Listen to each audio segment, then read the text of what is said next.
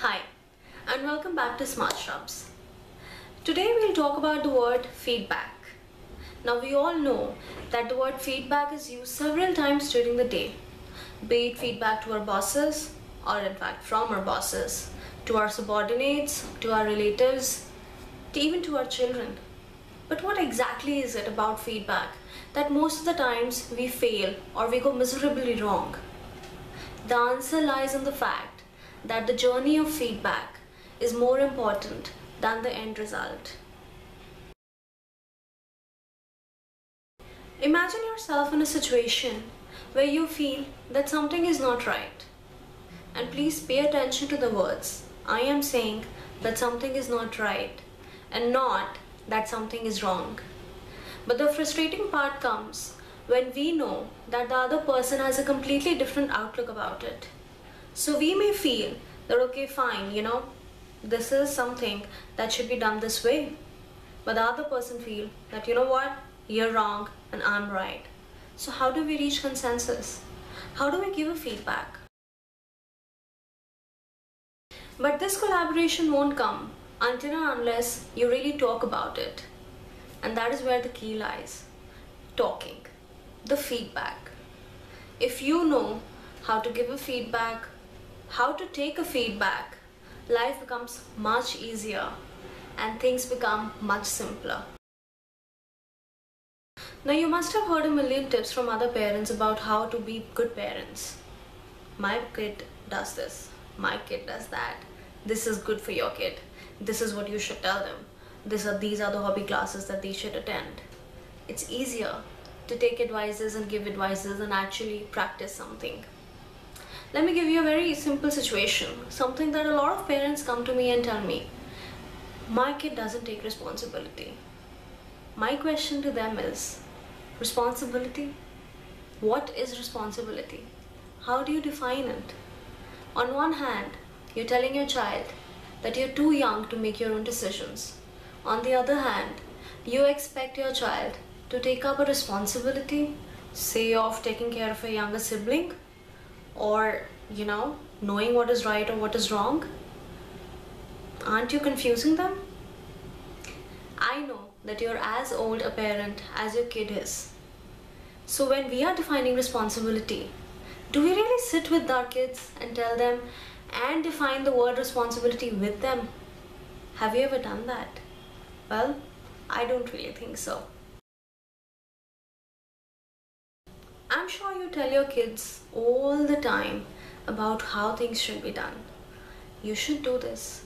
These are your study timings. This is your schedule. This is your playtime, etc., etc., etc. You go to their parent-teacher meetings.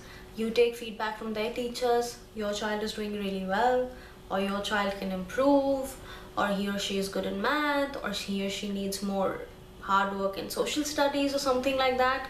I get it. I totally get it. You want your kids to be absolutely best. But tell me something. At the same time, have you ever taken feedback? Have you ever asked your kid that, hey, you know what? I am your parent. You are my child. Why don't you tell me how good am I as a parent? Why don't you tell me what are the areas where I can improve?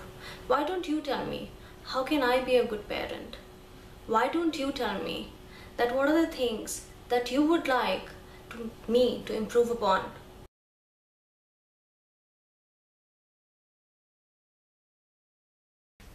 Children have the most amazing thinking capacities, more than what you can think of. The reason behind that, they don't know what life is. They haven't dealt with difficult people, difficult bosses, difficult situations. They're protected. I know we as parents keep them protected from stressful situations. But at the same time, they don't get confounded by the cultural what to do's and what not to do's. And that is the reason why they're so innovative and so creative and such good problem solvers. But do we really let them participate? I think you all make their schedules, everyday schedules. This is a tuition class you want to join. This is what time your tuition teacher is going to come. This is your play time, like I mentioned before. Have you ever asked them, Are you comfortable with it? Do you want to build your own schedule? You think you want to participate? Why don't you let them participate in their own lives? Why don't you let them open up? Why don't you communicate with them? And that is where the role of feedback comes in. That is where feedback as a parent from your child is so important. So let me tell you a few what to do's about feedback. Let's just make a few rules with them. Rule number 1. It's best to keep communication channels open. If you want your child to hear and listen to what you have to say, you have to listen to them as well. You have to let them participate. Rule number 2. Trust them so that they can trust you.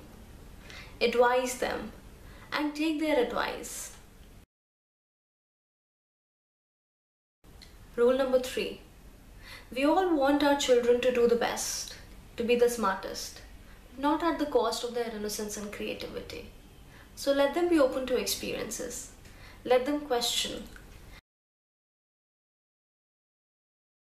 Next rule. Use words like, I want to discuss something with you, or what do you think about it, or I need a suggestion. You will see that they open up the wonderful communication channels with you. A very important rule. Build some communication rules. I know you all complain that while I'm talking to my child just doesn't leave his or her phone, or is on the internet, or is not listening, or is not focusing. But do you leave your phone?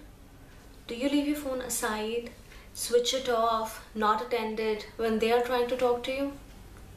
Well, rarely. That is an important rule. While you're spending those 10 quality minutes with your child, just make sure the gadget's free, and that time is your and your child's time. Let them explore and explore with them. Participate. If they have a question, tell them. Let's find out the answer together. This way, it's not only them who learn, but you will learn what they are trying to learn. Don't punish yourself or feel guilty for not being able to spend time with them. Parents nowadays are busy, and we totally understand that. But whenever you spend time with them, spend quality time more than quantity. Don't compensate by buying them stuff. They don't need that. Like I mentioned before, you're as old a parent as your kid is. So you're growing up with them. You're learning with them. So explore, learn. Remember, your kids are born in different times than you. You are different parents than what your parents were to you. So you will have to learn. You will have to adapt. You will have to grow up with them. You will have to learn what they are learning. Be it technology, be it language, be it their way of lives. Because if you don't do that, they'll only get away from you. They'll only feel misunderstood. They'll only feel lonely. And that is not something that you want. Because I know that you all are doing your best to be the best parents in the world and to make your children the best children in the world. The environment that children grow in greatly affects their personalities, and feedback forms a very, very important part of growing up for both you and your children. So share their lives, share their experiences, open up the communication channels with them, because that is when you'll provide them with the best of the environment and the best of the upbringing.